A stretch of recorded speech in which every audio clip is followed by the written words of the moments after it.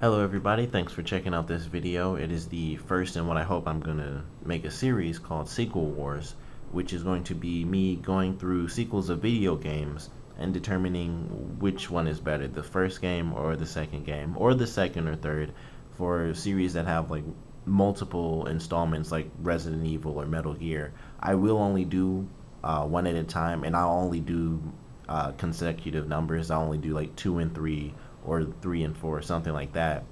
And the reason I'm doing that is because if I did Metal Gear, if I did Resident Evil, if I did all the games at once, particularly in the case of Resident Evil, the first game would just never win because it's the first game. Metal Gear could possibly hold up against some of the other ones, especially depending on who's looking at it. Like, of course, this is strictly my opinion, but it's really hard for the original game to beat the second or to beat out like the fourth and fifth installment because it's the first game and that's when they were just learning. So I'm gonna stick to 2 games at a time, and for now I'm gonna be doing Dead Island 1 and Dead Island Riptide, since there's technically a Dead Island 2 coming out, which has been announced since D3.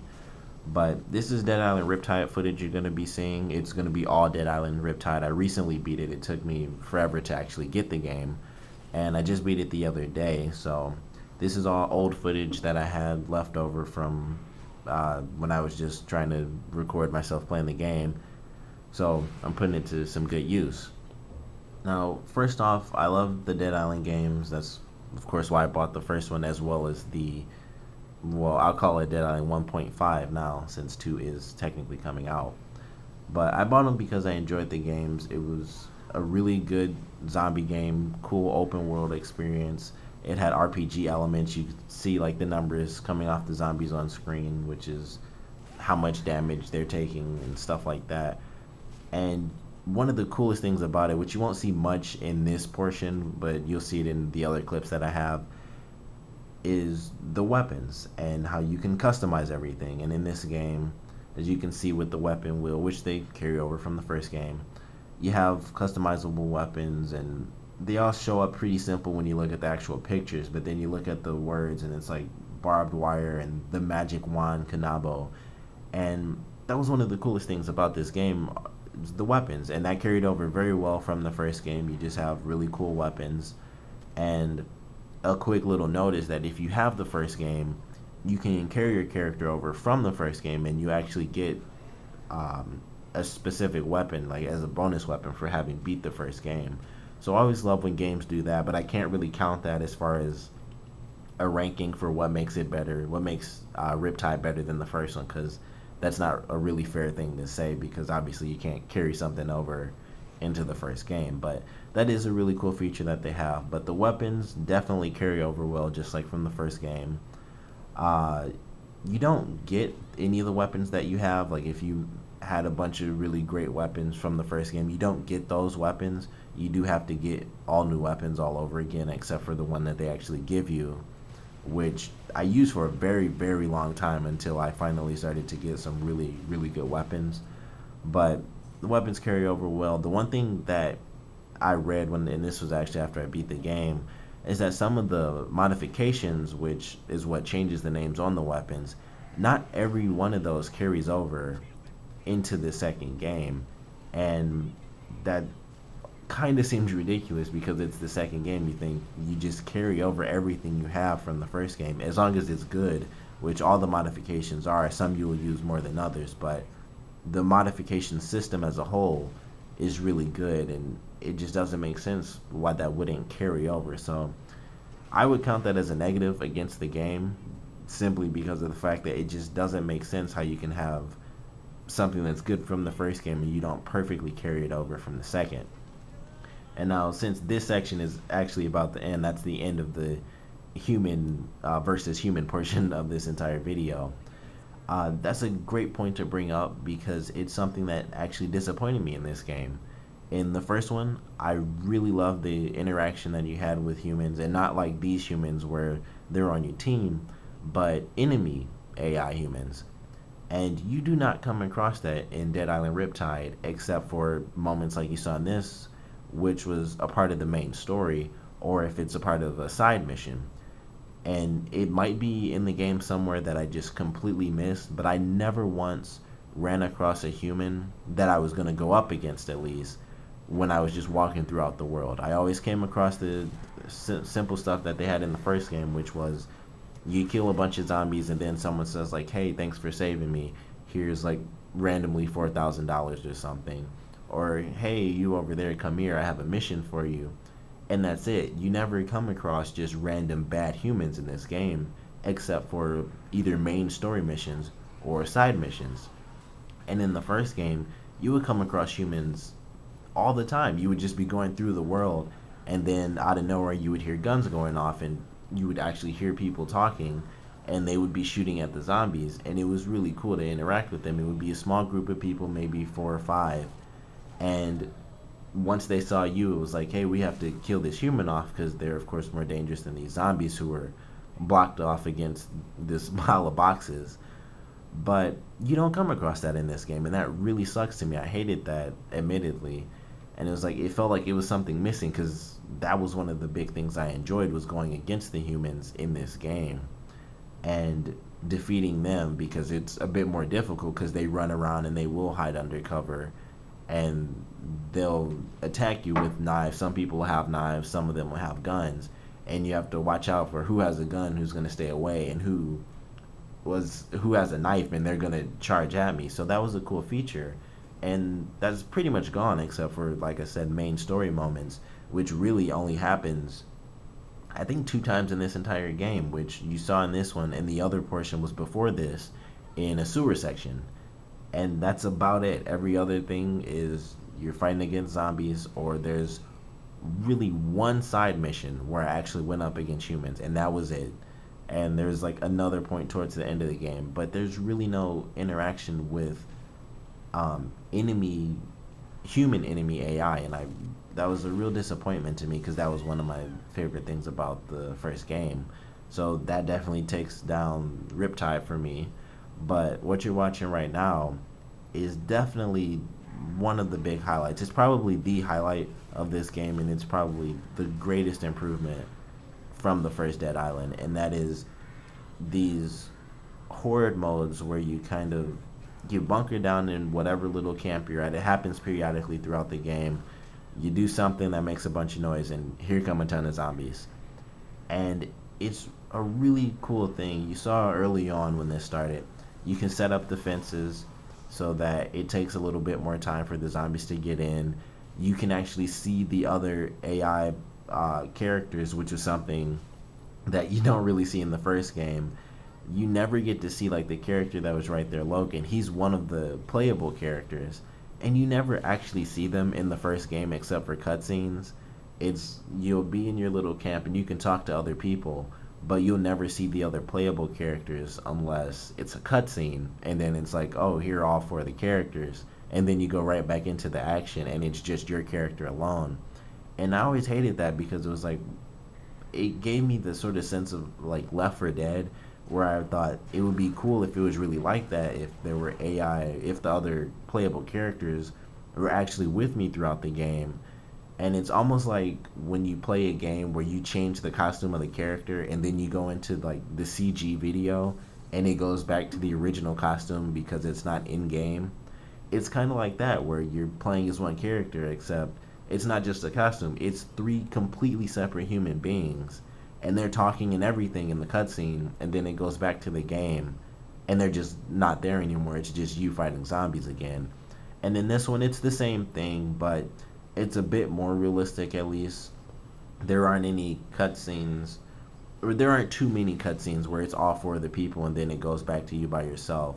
And most of them do actually take place in the camps, and you get to interact with the people inside your camp, not just the playable characters but the other AI characters. They all have their own missions where you can help get items for them, and it helps them survive longer during these little horde battles right here. And that's it was definitely a great improvement on something that they didn't even have in the first game. It was just a really cool thing that they added, and I loved it. I thought it was great. Like I said, you can set up defenses. As you saw in this, there's just a bunch of ammo around in this one, so I was just dropping mines all over the place in an earlier portion. They actually had it where you have to go to a helicopter and get 2 big Gatling guns. That was really cool, and you could use the guns however you wanted to and set them up in different places around the little camp. But this is definitely one of the greatest portions, and it's where you really get to just go crazy, and you tend not to worry about dying in this portion. At least I didn't, and it could be because I was just used to playing the game since I went through the first one. But it's just fun mayhem. It's like a bunch of zombies are coming at you, and you just take them down, and it's like you're playing with a bunch of people because you actually see the other characters fighting, and they can get attacked and grabbed by zombies. I don't know if you can lose anyone because I never did, but they will get grappled, and they have like a meter, which is their health going down. So I highly doubt you could lose the other playable characters permanently, but it might be possible that you can lose some of the side characters if you actually let them die off. But definitely a great part of the game. Is, like I said, probably my favorite part, and that's definitely one of the things that's improved upon from the original Dead Island. One of the other things that's a minor improvement, I'll say, is that they just added more zombies. Some of them are pretty cool. Like there was the one, those right there, they sort of rip little bits off of themselves and throw it as bombs. The one you saw where he was kind of going crazy and he had no hands, it was just his bones were like claws. They have one that's a screamer, which is really crazy, and that's probably my favorite new one because she was really dangerous, and her scream would basically paralyze you, and you would put your hands on your ears automatically, and you kind of have to back up from the zombie because she'll start walking. She only screams for like a second, but you get affected for about 5 or 10, and so you have to back up while she's chasing you down, and it actually made for some scary moments, especially when there's 2 at a time, because they'll just run through the bullets, and it just makes it scary. So I love the screamer addition to the zombies, but other than that, everything's fairly normal. They have a couple of moments, or a couple of new zombies outside of them, but they're mostly just like big hulking zombies. I love the screamer though, because it's a real creepy moment when you actually go up against her. But that's really fun. One of the things that is actually very disappointing to me in Riptide though is the locations. There are far less locations in this game, or I shouldn't say far less. There's actually one less map, but the map as a whole, like throughout the entire game, it's far less interesting than the initial game, because in the first Dead Island, you come out of this resort and you can see the beach, it's the ocean, you can actually turn around, you can look at the hotel, and it just goes for a really long time. You can just see the entire hotel, you can walk around it, you can go through all the little bungalow areas. If people aren't actually staying in the hotel, they're staying out in bungalow areas, and you meet a ton of random people in there. Some people would be good, some people would be bad, and it's beautiful to look at, and you go all over the place. There are pools all over the place where there will be dead zombies on the inside and stuff like that, and it just looks really, really nice. And then you go on to the jungle section, which personally was my least favorite, because honestly, a jungle with zombies is still just a boring jungle. It's just a bunch of big trees and not much to look at. And then you go to the city portion, which looked absolutely amazing. That's where you meet a lot of the enemy AI characters. And then the final portion of the game, and sorry, this is getting into some spoiler stuff, but the final portion of the game, you actually go to a prison map, and that's its own separate area, which is really cool. And in this game, you start off in the jungle, and even though it's a jungle city, like there are little areas to go to, it's still mostly just a big jungle. It's cool that you can go through the map using a boat, because a lot of it is sort of like swamp areas, so a lot of it you can travel through by boat, but it's still really just a big jungle, and it's uninteresting to me. And that was one of the things I hate. I was like, I could not wait to get to the next portion, which is what you're looking at right now, which is the city. And I do enjoy the city.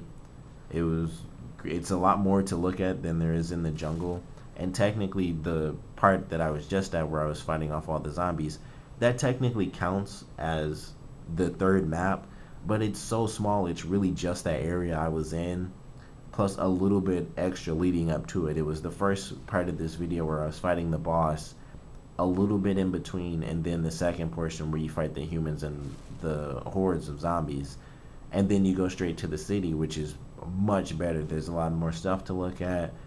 You can see it's the actual city. You can see where people were. You can see stuff turned over, and it's like, this is so much cooler than going to the jungle, which doesn't really look that different outside of the fact that there are zombies. Even in the little makeshift cities, there's not much to see. Nothing looks like it's really been destroyed except for little outpost areas where it's like, clearly there were people here and there's a car destroyed or something like that, but it's nothing incredibly special.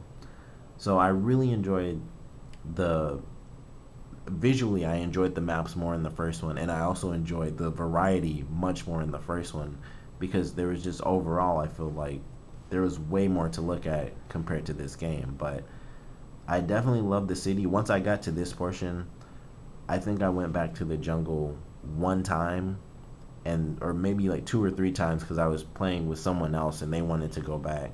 And then there was a side mission where I had to go back and talk to this woman, and that's really it. I didn't spend any more time in the jungle once I got to the city. It was like, I just walk around here. I can go in houses. I can go to like a little hospital area.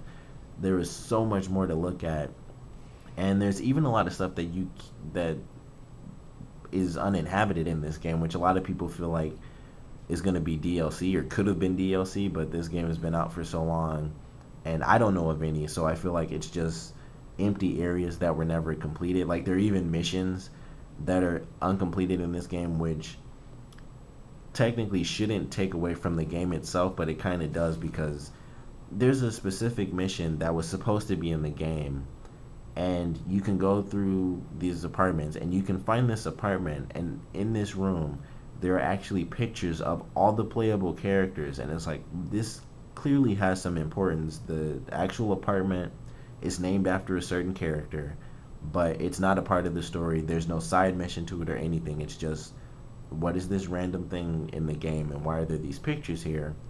And I looked that up when I beat the game, and it's just an unfinished mission.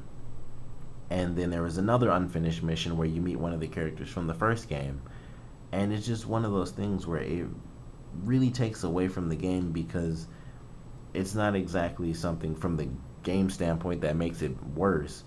It's more of a developer thing where they just didn't complete it, but it still detracts from the game. And ultimately, and this is probably the most important part, I just like the story much better in the first game. Like, I enjoy Riptide. It's a continuation of the first game. It starts off right where the first one ends, but this one just, it was kind of lackluster to me compared to the first game. And it could be because it was fresh and you're trying to go through and figure out how to escape, or it could just be due to the fact that the first game just had much more to offer. Like, you met way more characters. You met more characters through the story, the main story. You met more characters through random acts. And in this game, these people that I'm with right now, who are now set up in this little store, these are pretty much the only people you meet. And there's one little area where you actually meet another group of people. And in the first game, you meet like 4 or 5 separate groups of people. They all have their own missions, and it's like just dozens of random characters throughout the game that you encounter. And in this game, there's none of that. And right now, this was me just playing around because of some of the stuff from the first game where people found out that their arms move really weird. That's why I was doing that. But ultimately, if I had to say which one was better, I would have to go with the first game. It had a better story to me. It had more interaction. There were more, like I said, random enemy AI characters, human AI characters. There were more natural or neutral AI characters to me. And overall, the story just felt way better, and I enjoyed it so much more. There were weapons in this. There were guns that I was able to use that I really enjoyed, and you got to experience guns more. But overall, it was definitely the first game that I would say is better than the sequel. As crazy as it is, I enjoyed Dead Island 1 way more than Dead Island Riptide. But thanks for checking out this really long video. Of course, if you have an opinion on this, which one would you say was better, Dead Island 1 or Dead Island Riptide? And if you have any games that you would like me to pit against each other, definitely let me know. I might have it. If it's Assassin's Creed, I definitely have it, or Resident Evil, or Metal Gear. I have pretty much all of those games. But if there's a franchise you'd like to see me do, please comment below and let me know. And of course, thanks for checking out this incredibly long video, and please check out the next one that I do.